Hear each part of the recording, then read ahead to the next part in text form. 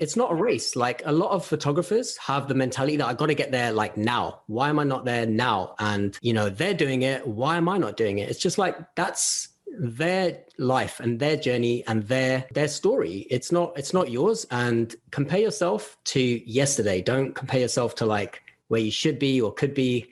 It's like, are you improving? Are you evolving from where you were yesterday? And what's your journey? Like, where do you want to ultimately be?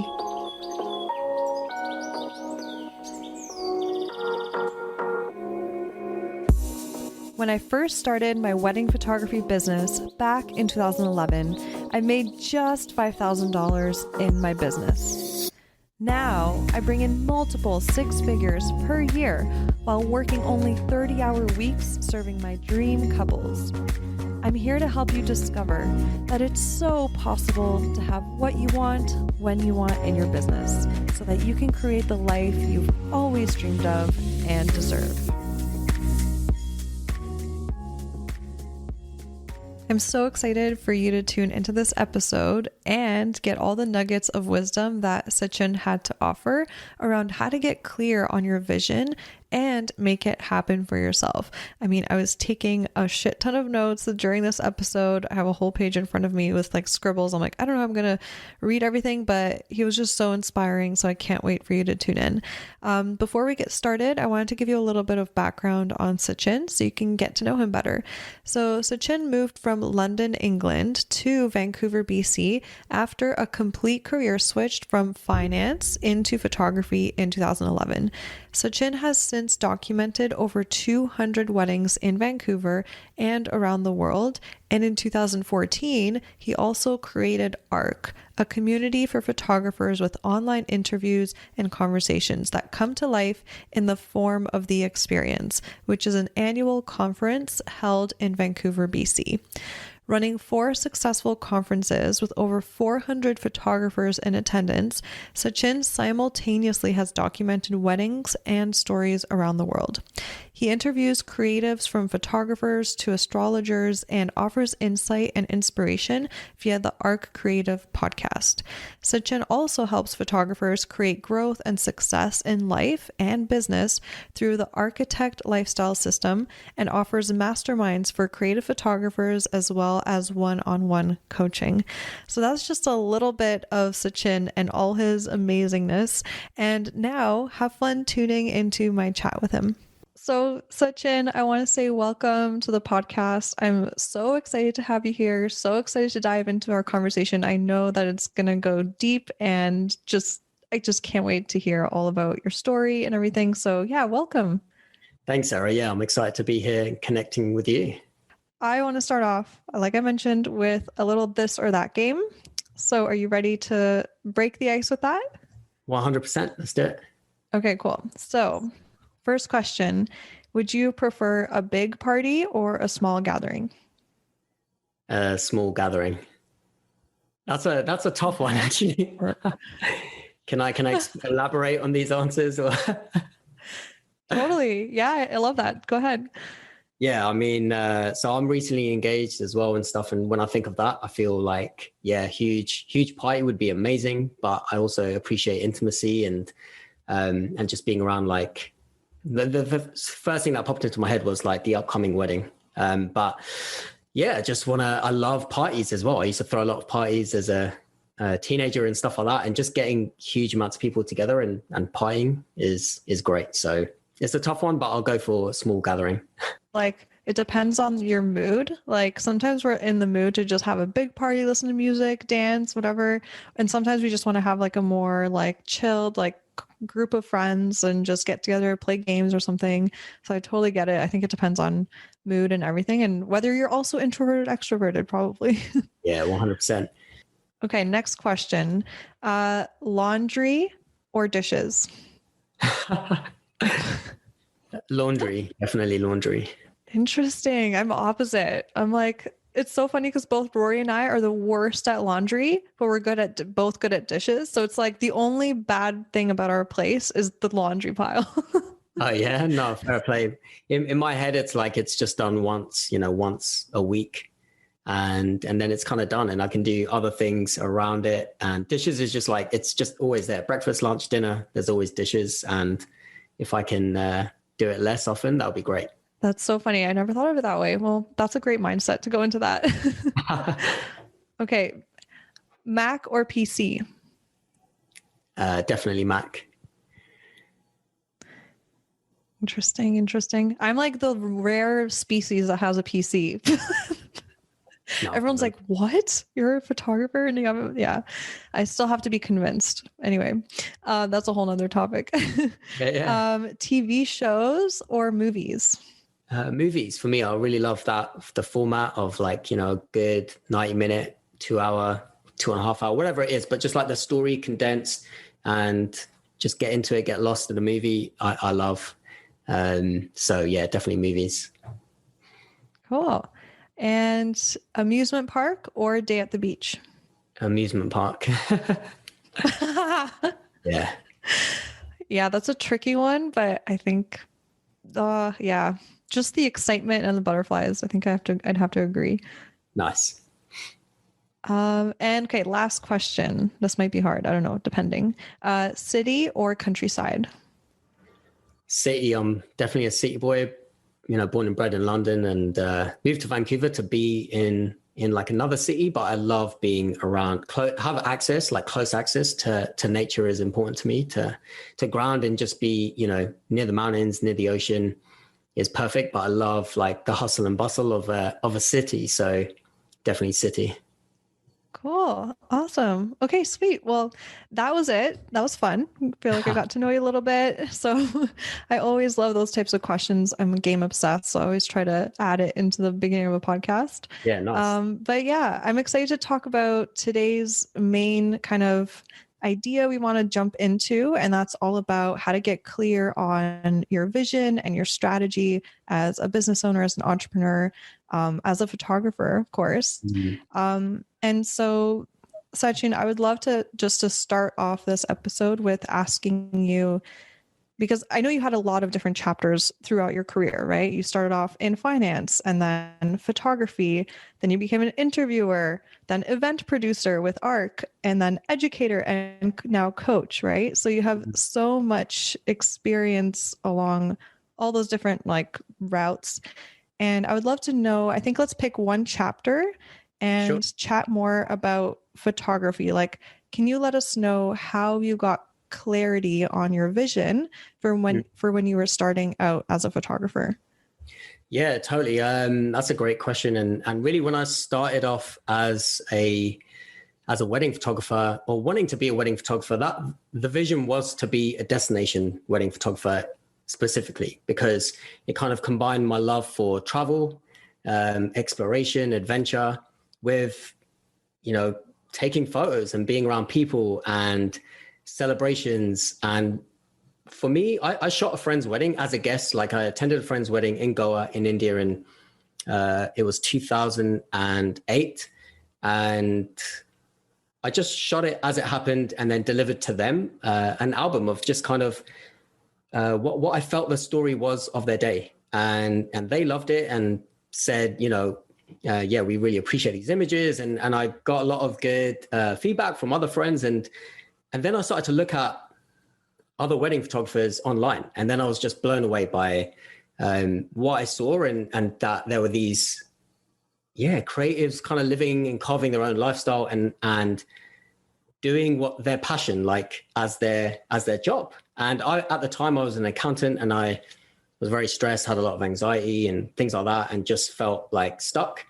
But now I had like a vision, like a really clear vision of exactly who I wanted to be. I wanted to be a destination wedding photographer. And then I just got together like, as many contacts as I had, and reached out to other photographers and did loads and loads of research, and really kind of through looking at other wedding photographers, kind of to start to build a picture of who I could be in this kind of, in this industry, really. So that's kind of how it originally started, was basically just getting very clear on what excited me the most around doing this. And a lot of it was based around escapism and escaping from that corporate life and wanting to really become a creative. Yeah. And I love one thing that you mentioned, which was you kind of like, you got excited by the idea of Yeah, becoming a destination wedding photographer, being able to take photos, which you loved, and travel, which you loved, and putting that together, right? So totally. did you ever have any thoughts of like, I don't know if that's possible for me, or how am I going to even get paid? Who would even pay me to travel to their country? And why wouldn't they hire a local photographer? Like, did you have any of those like doubts in the forefront before kind of diving in, committing? Because I feel like a lot of the time it's easy for us to know what we want on the inside, but the commitment aspect is harder because we're like, but can this dream actually be real for me? So did you experience that along the way?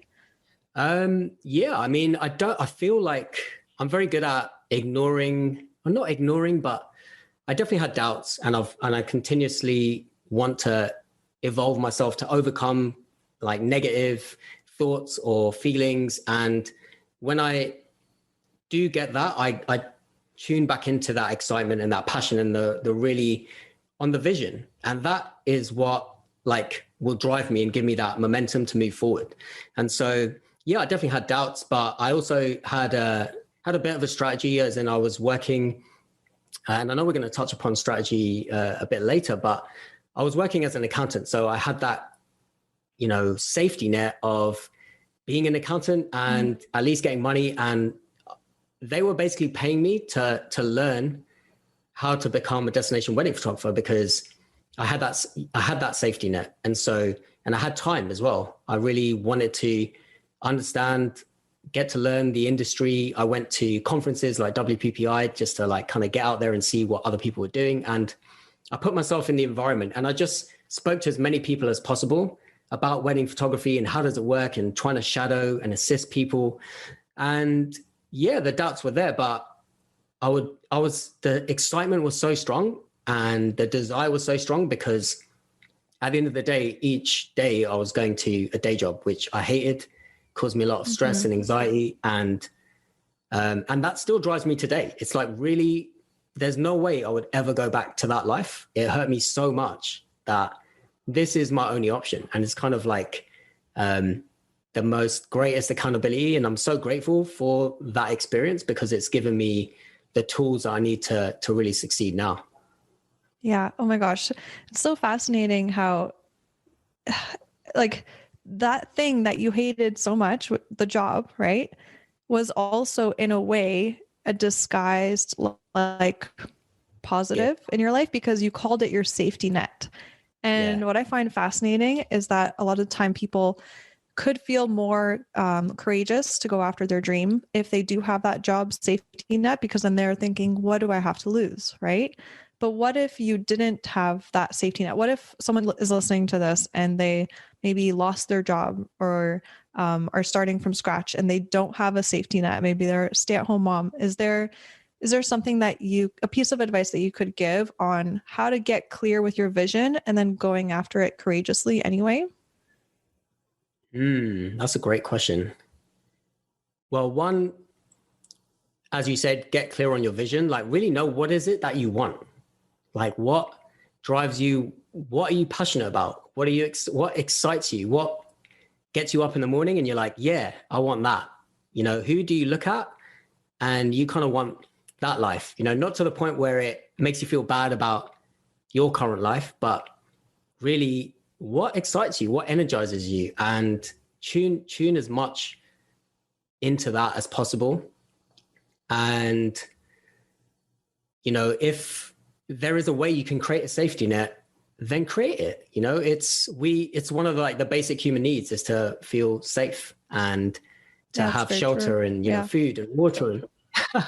So create that, and it's not a race. Like, a lot of photographers have the mentality that I got to get there like now. Why am I not there now? And they're doing it. Why am I not doing it? It's just like, that's their life and their journey and their story. It's not yours. And compare yourself to yesterday. Don't compare yourself to like where you should be or could be. It's like, are you improving? Are you evolving from where you were yesterday? And what's your journey? Like, where do you want to ultimately be? And so, you know, when I became a destination wedding photographer, like that was my goal, but it took me 2 years to get there. That was just the reality. And I saw all these other people, but I was like, thank you for showing me that it can be done. And I can be that too. So like, it's just ultimate gratitude for those other photographers living their like life and dream, because now I see I can do it too. And honestly, if you've seen anyone do anything, then know it is possible for you. Yeah. Oh my gosh. And it's kind of like whenever that doubt creeps in of like, I don't know if I can do it, just remember that if it's possible for that person, it's possible for you too.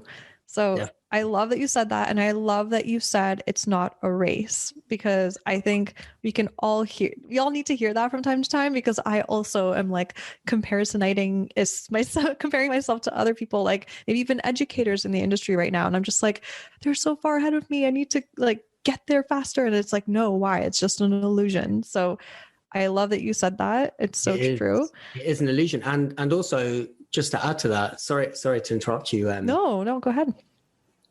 To add to that, it's just like, to get where is it that you want to go? And when you're there, you're probably just going to reevaluate and then want another thing. So it's like, you know, as cliche as it sounds, you know, people say, enjoy the journey. It's not about the destination, but you hear it so often because it's true, and it's got to land for you at some point, because literally if you're not enjoying your day to day, like why are you doing what you're doing? And if you're not living in excitement and you're like not chasing the thing that you want to chase, then, you know, it's time to like reevaluate or, you know, create that excitement. And again, it's not a race. Just be excited for life, and be excited for the fact that you can do whatever you want to do, you know, another kind of cliche statement and stuff, but it's true, you know, that's why we hear it so often. So yeah, create your own pace, basically. Oh my gosh, 100%. And so touching on the journey then, so within your journey, what was part of your strategy to achieving becoming that destination wedding photographer that you dreamt of being? Yeah, cool. So, you know, I didn't realize I was strategizing at the time. And, you know, if anything, I had like a vague strategy, but I knew I had momentum, and that was like key for me. So, but what I would say, what helped me a lot was doing my research, you know, and chatting to a lot of other wedding photographers and asking them, how is it? Like, you know, how did you get there? Learning about their stories, trying to piece together a bit of a vague kind of timeline as to what it took for them to get there. A lot of photographers are very open, and they share, you know, what it is that they're doing. And of course, this can be very distracting as well, because then we end up, getting very confused as to like, people have their different methods. And at the end of the day, you got to pick the ones that resonate with you. So it's really just about, with regards to creating a strategy. So yeah, number one, look at other photographers and try and piece together, be a detective, be Columbo, and just like really try to piece together what their story was, and even just reach out to them. You know, there's a reason why I created an interview website as well, similar to you, is because then you can learn from others, and there's so much inspiration out there. And so you can create a bit of your own strategy. Second, I would look at other people who are in a similar position to you and connect with them. Like, these are going to be your future your referral network. And as you grow together and you can support each other and build together, my good friend Adonye Jaja, he runs like the Blacklight podcast, and we would connect. We found each other through Flickr. So if anyone who's been in the game for like 10 years or more and remembers Flickr and Flickr groups, which are now obviously Facebook groups, we connected there of like a shared admiration for each other's kind of personal work and kind of the wedding work as we were scratching the surface.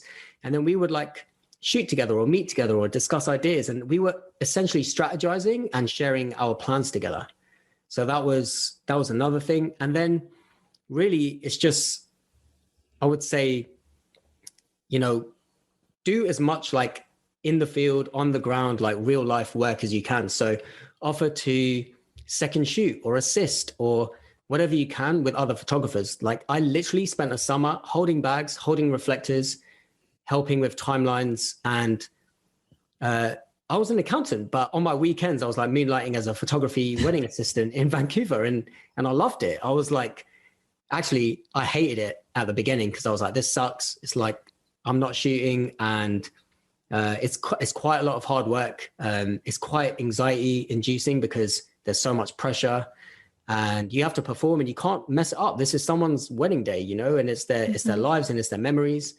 But I persisted because I was like, it just looks so damn good, and I wanted to not necessarily shoot in that destination. I wanted to shoot around the world. So honestly, the more and more comfort I got on the ground in real life, the more I was able to build up that confidence and that courage to then do it myself. And they could see that increase in confidence in me, the people that I was assisting.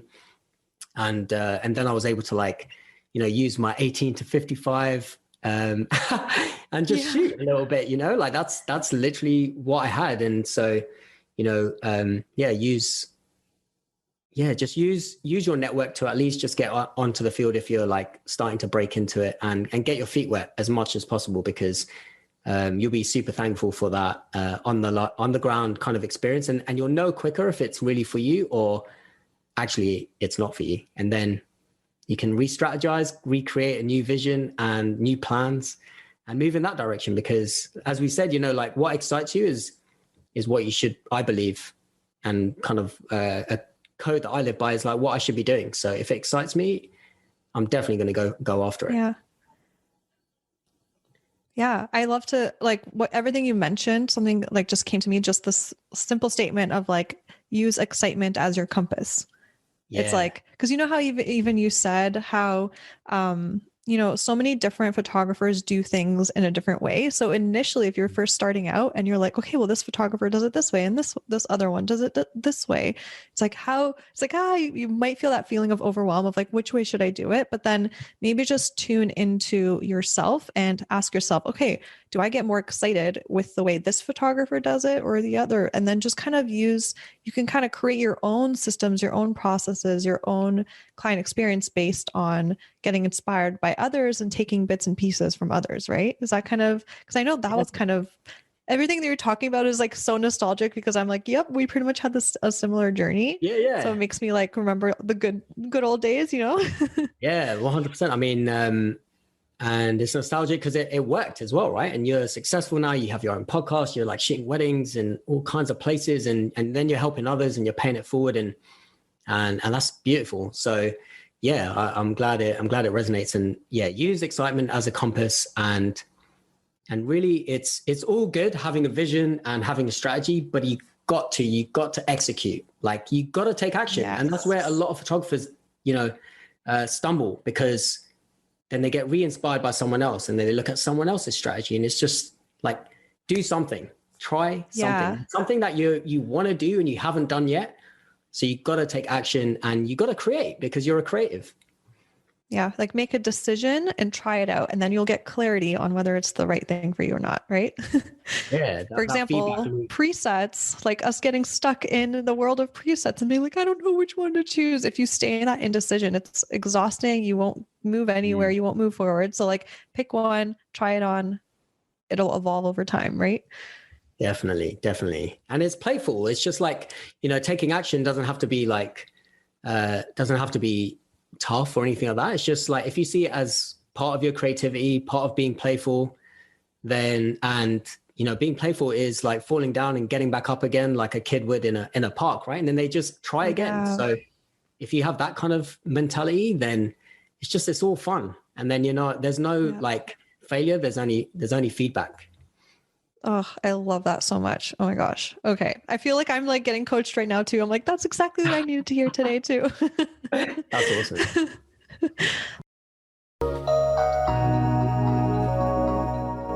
I totally get it. You're trying to get noticed and you don't know how. I mean, raise your hand if wondering where your next booking will come from keeps you up at night. I know how that feels like. I was there once too. But I'm about to help you get clear on how to increase your bookings and inquiries. After coaching many portrait and wedding photographers, I realized they all had one thing in common that was holding them back from booking their dream clients. They didn't know how to market themselves. Once they got clarity on how to show up and put what they learned from me into action, they began to book more of their dream clients. And now I'm excited to help you do the same.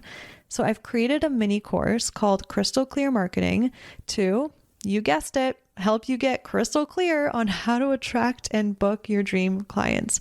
I mean, the year I implemented this, my revenue grew from $69,000 to $137,000 in just 1 year.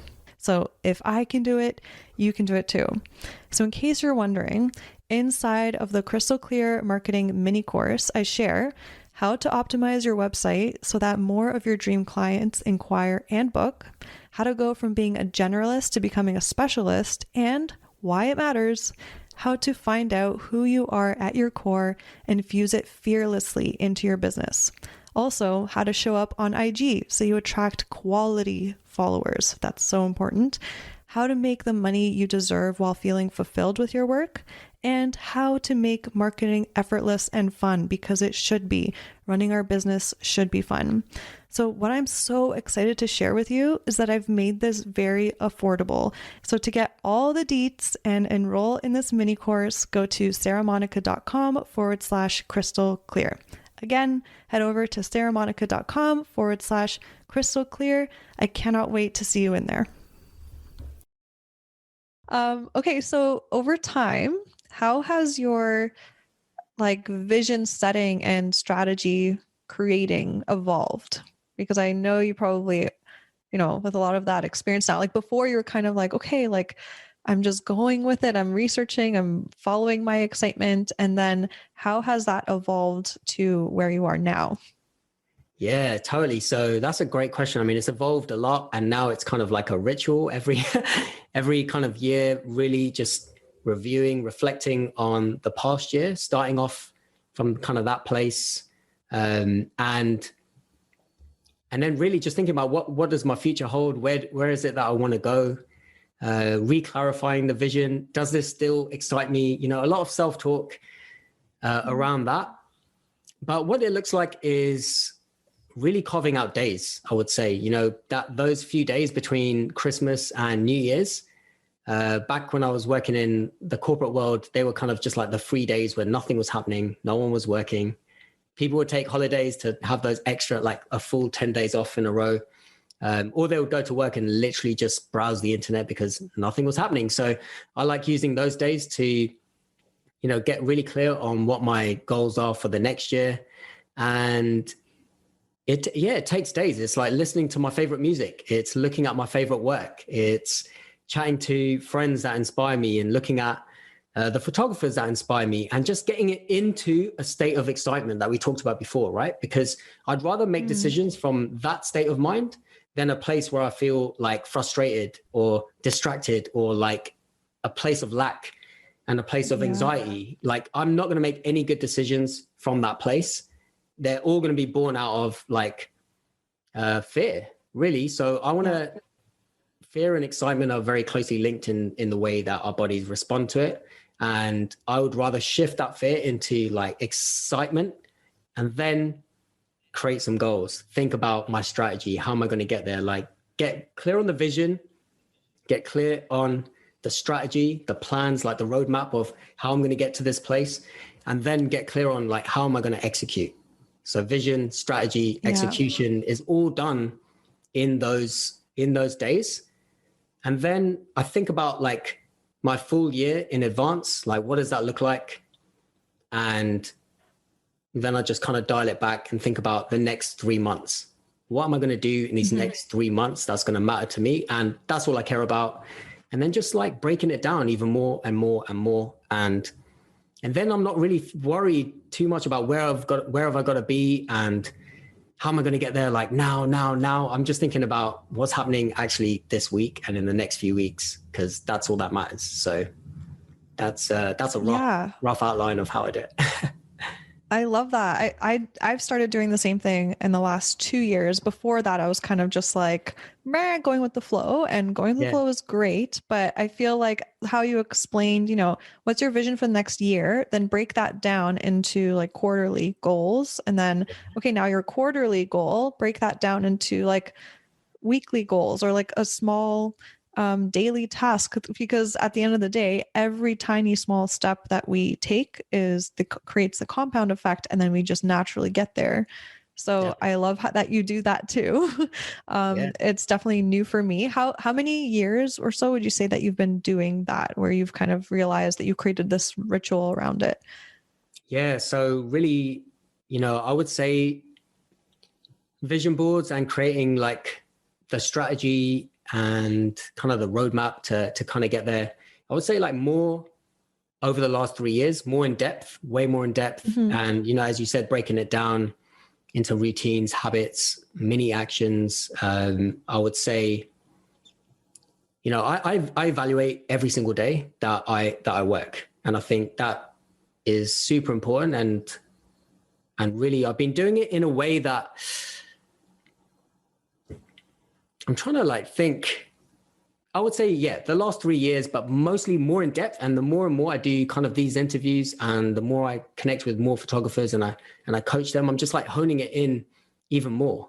And it's becoming a system. And I know we're going to speak about that too later, but it's really becoming a lifestyle and a system that I hold myself to account to live by. And what I know has worked for me as I've continued to evolve myself from, corporate to creative, as we talked about, and then from like creative to event producer to educator now, and so it's been several years. It's been the whole time really, but mostly I would say it's been most structured in the last few years, and it's just been getting better and better, I would say, over the last like even year. Yeah. It takes practice. Like one thing that I had this like, what's it called? Fantasy in my mind of like, okay, now I know how to break down my goals and I have my planner, and like, it's going to all happen magically from here. It's all going to work beautifully. And it's like, but no, it's like literally a daily practice that you have to stay committed to. And it takes practice to get good at goal setting and strategizing and all that, which I didn't realize. So totally. And it's a practice, like you said, right? Like it's showing up every day and executing, in some way, taking a little action, taking some bigger action sometimes. Which of those actions can you turn into routines? Like you outsource stuff, right? And you mentioned before this podcast that it's going to go to your VA, and then they're going to chop it up and, create whatever they create from that. But that's like a system. And at the beginning, it was just like 1 or 2 actions, and you were probably piecing it together. But now you've created your own kind of like, system around it. And I know that's kind of a boring word for the creative, but use whatever you want, like a workflow or a playbook. Yeah. But you have to have these things as a creative to be able to like let go of certain areas so that you can like take action on the areas that you really want to do. So it's constantly evolving practice. Yeah. And it frees up so much mental space, and having freed up mental space equals more creative freedom. Like you're more energized to create when it matters, like on a session, right? Or a wedding, instead of being totally burnt out. Definitely. And so this is the big thing with regards to having a vision, is that a lot of creative entrepreneurs or creative photographers have a vision for their business and like where they want their creativity to go and how that's going to look in business. And a lot of the time that's really in conflict with their like personal lives and their self-care and, their, other routines and habits, like going to the gym, eating well, sleeping well, resting well, meditating, all of that stuff. So when you get clear on your vision and you're creating a vision, like really get clear on how does that look like for your life as well, like with your partners, your relationships, and with your kids. And I don't want to I've seen a lot of wedding photographers like have broken relationships, get divorces, things like that, lose family, and it's not easy, and it's because they're so driven by business and that vision that was so much stronger than the kind of life and relationship or whatever vision they had there. And because they're in conflict so much, it's like we got to create harmony and really align both those visions that works well for you so that you can like move forward as a creative photographer, as a creative entrepreneur, in a way that like excites you. Exactly. It all comes down to back to excitement. Yeah, totally. So I would love to, I like so agree with everything you say. It's so important to, yeah, have harmony with those two pieces, our career and our lives. Yeah. And it's possible to have both. It's possible to have our dream life in both. And I think, I know I went through a stage in my career where I was like, it's impossible. I have to be a one woman show and do everything because no one can do it as good as I can and all of that. Right. And then once I really, prioritized learning how to effectively let go of some tasks to create more of that time freedom and creative freedom, Mm. it's like I actively chose to have that work-life harmony instead of going down the path of burnout and just workaholism for the rest of my life. It's like there comes a time, I think, where we get busy and we have to choose, okay, am I going to also choose to have a beautiful personal life as well? Or am I choosing just to work and sleep and work and sleep, work and sleep, right? So I love that you touched on that because I think it's so important. Um, Man, I love this conversation so much. I could like nerd out about all this stuff all day. Nice. Um, Can I and share? oh yeah. Yeah, go ahead. Go ahead. Oh, sorry. Yeah, just with regards to like what you were saying there is with creatives, like we got to know what season we're in as well. Like sometimes there is a season for like rest and recharging and relaxation and re-energizing, recreating, like you're re-inspiring your creativity. And just like with nature, like winter is there for a reason. The animals hibernate, trees are like fully shedded their leaves and things like that. And then they go through winter, and then spring comes, and then it's like re-energizing and refreshing and like blooming. And relating that to yourself, like doing personal work during spring and connecting with other photographers, networking, there's like a season for that. And then there's like summer, harvest, whatever, autumn, and just like creating, really going for that. And just if you can know which season you're in and match that to like your life and your business, then yeah, you'll get that harmony, that we all kind of want. Yeah. And when you can realize, yeah, this is like the season that I'm in, and you'll be less harsh on yourself, because sometimes you just got to relax and rest because it is winter for you. And the crazy thing is like winter doesn't always come during winter. Winter could be Yes. at the end of your summer. Yeah. So it's like create your seasons and like really live them. And yeah, that will help so much. It's not easy to realize, and sometimes we realize sometimes a bit later than we'd like to, but Yeah. once you do realize, then happy days. Then you can like really own it and yeah, be in alignment. Is a big word for me. So yeah, be in alignment with your life. Love that you mentioned that. And especially now that you mention it, it's like, okay, like my listeners can have that in mind now and be more conscious of how they're feeling throughout the year. And then later on, you can actually predict when you might need your downtime, when you might need to be shooting more, because you'll know you'll be more energized. So yeah, I love that you mentioned that. I'm so curious, like, so with you putting together ARC, the photography conference, and hosting it 4 years and also shooting weddings at the same time, I'm just like, to me, I'm like, I bow down to you.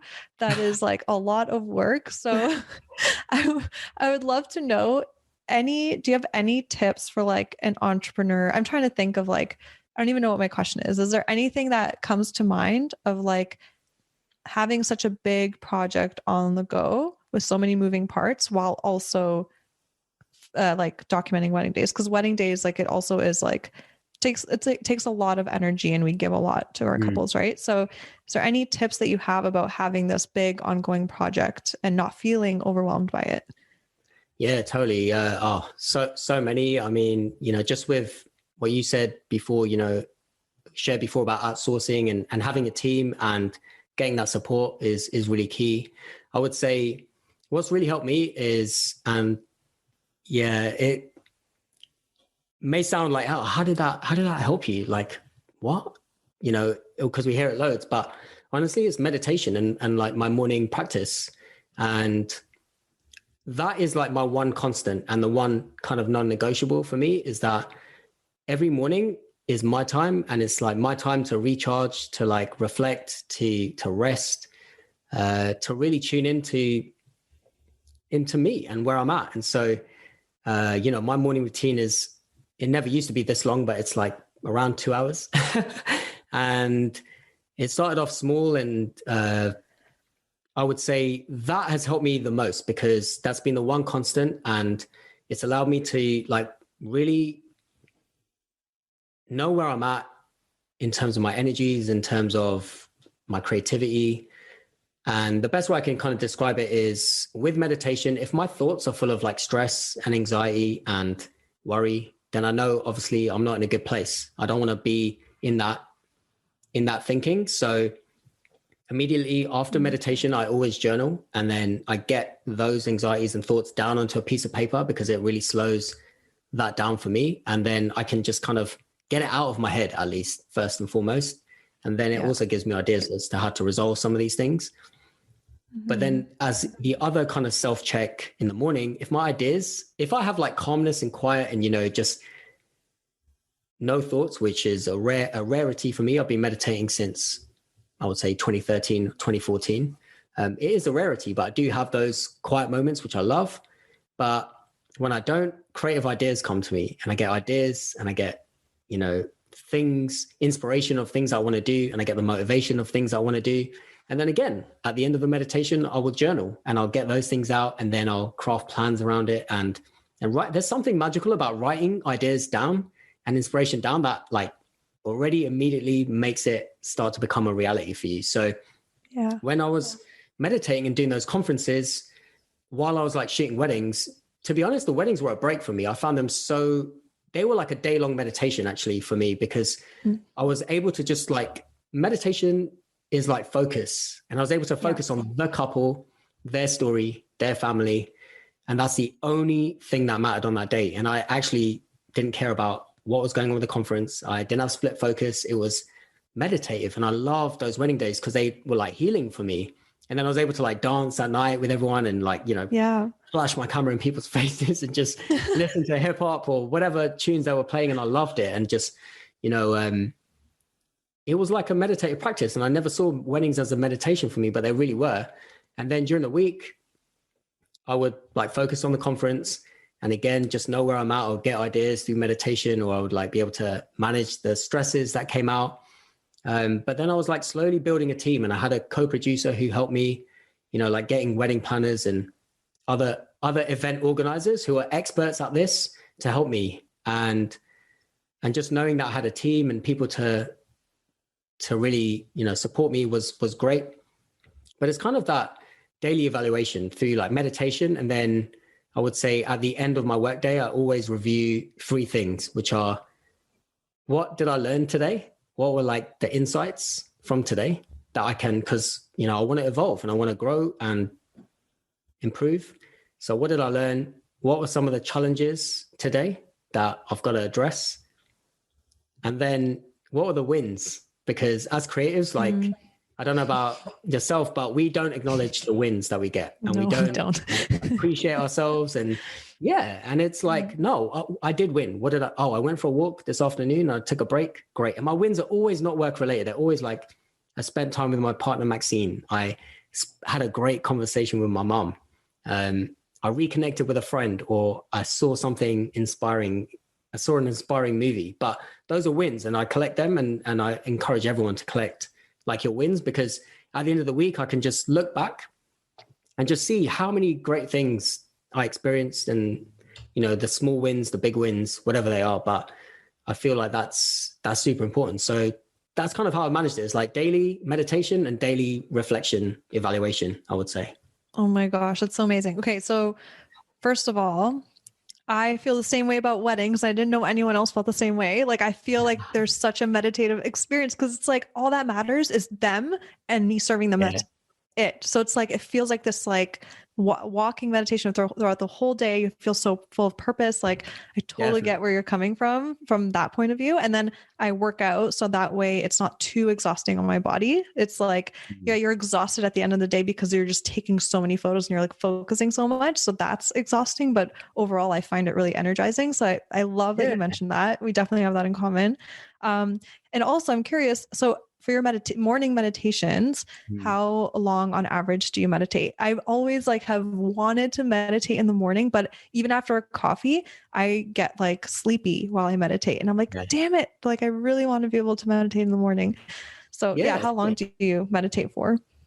Yeah. So what I would say is, I know there's like timers and apps and all this stuff that, there's a culture of like measure and do better. And, even, I mean, I'm saying that myself, like I evaluate myself and I want to improve, etc. But one thing that I don't judge too much, and this is what my meditation teacher as well, William, said to me, was don't evaluate that. Like do the practice, be in it, and doesn't matter like how long, you want to aim for 20 minutes. The practice I have is transcendental meditation. So it is 20 minutes long, and it's meant to be 20 minutes in the morning, 20 minutes in later on in the evening. But I've kind of stopped judging, like, was that a good meditation? Was that a bad meditation? I wish it was better. Like, at the end of the day, did I sit down and did I close my eyes and did I feel like, did I recalibrate? Those are the kind of the questions. How do I feel after I finish that meditation? If it was 2 minutes and I feel amazing, job done. Great. See you later. Not like I did 2 minutes. Let's try for another 18. Oh, I did 18 and I feel shit now. So that's not great. Let me do some more. And do you know what I mean? Like, I feel like it's kind of like intuitive meditating, like intuitive, going about it intuitively with what you need at that time.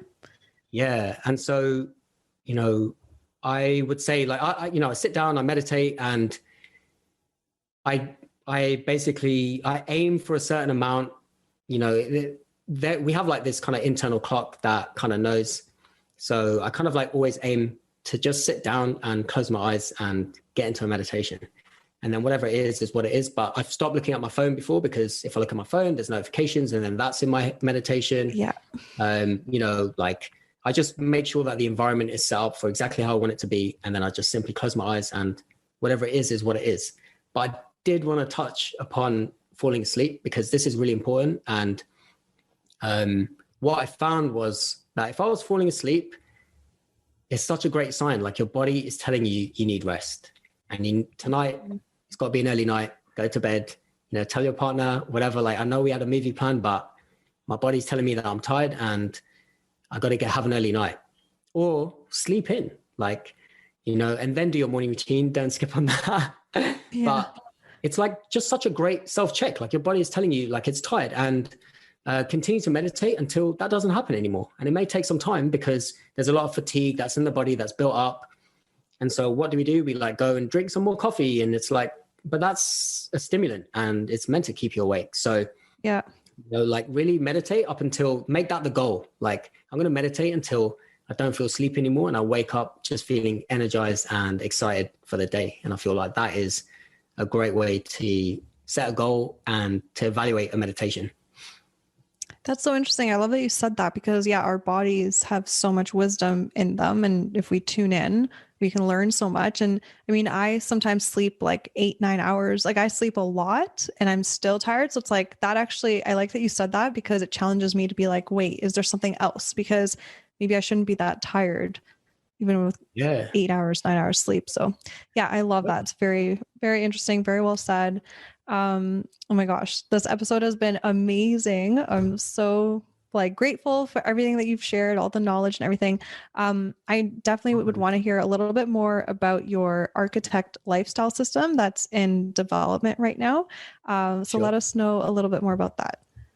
Yeah, totally. And I appreciate, just the great questions and for, just, being able to connect with you, and hope we can connect more in the future. But really the architect lifestyle system is really something that I've been developing and working on for like quite a while, and I'm continuing to develop it. But really it's around the things that we've been talking about, actually, is, getting very clear on vision, strategy, and execution. I feel like for any creative, anyone who really wants to like live their life in kind of harmony and alignment and really grow their business in a way that, you know, really caters to their life goals and their business goals, then they become an architect. Like they really are a creative living their dream. And it's my aim to like turn this and kind of like the kind of code or the systems that I embody, and to help as many creatives out there as possible so that they can, you know, really live life on their terms. So yeah, I'm excited to launch it soon. It's almost ready, but I would say it's coming, and I'm excited for that. So I have a strategy and I have a plan. I love that. Oh my gosh.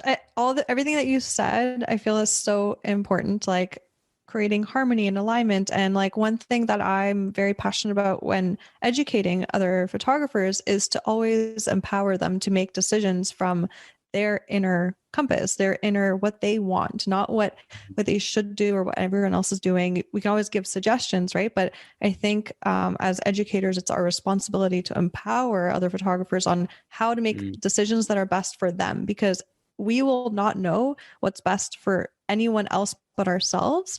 So I'm so excited that you're, you know, developing this, putting this together. I know it takes a lot of work to, you know, create anything like that and courses and all that. So yeah, I cannot wait to support you through that when you launch it and let the world know. And yeah, and everybody tuning in, I know they definitely want to find you and connect with you. So where can everybody find you? Yeah, totally. So the interviews are on the thisisarc.co, and yeah, you know, just Instagram at arcthisis. And yeah, really, you know, if anyone has any questions or they want to ask me anything, then yeah, feel free to reach out, shoot me a DM, and yeah, we can connect from there. So yeah, I'm just excited to connect with other creative photographers, entrepreneurs, and to just share kind of what it is that I've learned through this process. And if I can leave just one more tip or nugget, is like really create your own self-evaluation system, like a way in which you can review your days and just kind of measure the action that you're taking. And I got this from Tony Robbins, actually. Was, you know, if you can't measure it, you can't manage it. And I love that. It's just like, if I'm not measuring like how I'm taking action in my day-to-day, and what action is it that I am taking, and all my meditations, or even just the sleep, right? Like, as you mentioned, if you can start evaluating that, or at least measuring it and tracking it, you'll start to see your own kind of rhythms and trends or patterns. And then you'll know exactly, like, Sarah Monica needs 7.5 hours sleep. And this is what it looks like just before I go to sleep. And this is how it's best to kind of, you know, this alarm works for me best, or it's best if I, you know, wake up in this kind of way, whatever that is for you. But at least now you have like your little, you've measured it, you've understood yourself, and yeah, you've been able to create like a bit of a playbook for yourself around just that aspect. And, you know, if you can nail your sleep, then just be winning, really, because then your meditations are going to be amazing, because you're well rested and you know exactly that this is how I'm going to move forward. So yeah, you know, doing that self-evaluation is super key, and is, as boring as it may sound, or it will serve you well. And I guarantee you, all the greats like the Kobe Bryants, and, you know, that really amazing photographer that you're looking at, or that artist or that musician, they're doing this stuff, and we should be too, you know. So whatever level we're at, it's like a good practice to have. I love that. Oh my gosh. Thank you so much, Sachin. I'm so grateful for you. And yeah, I can't wait to connect with you in the future. Thank you. Thank you, Sarah.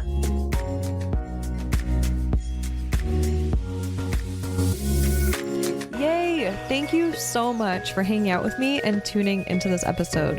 If you got value out of it, please feel free to message me on Instagram at Sarah Monica Photo. That's Sarah no H, Monica with a K photo, to let me know. I get so freaking energized hearing from others that what I've said has had a positive impact on their lives. Also, make sure to hit subscribe to the Shine and Thrive podcast to never miss an episode. I'm so grateful for you, and I'm sending you all the productive vibes your way so you have the best week ever.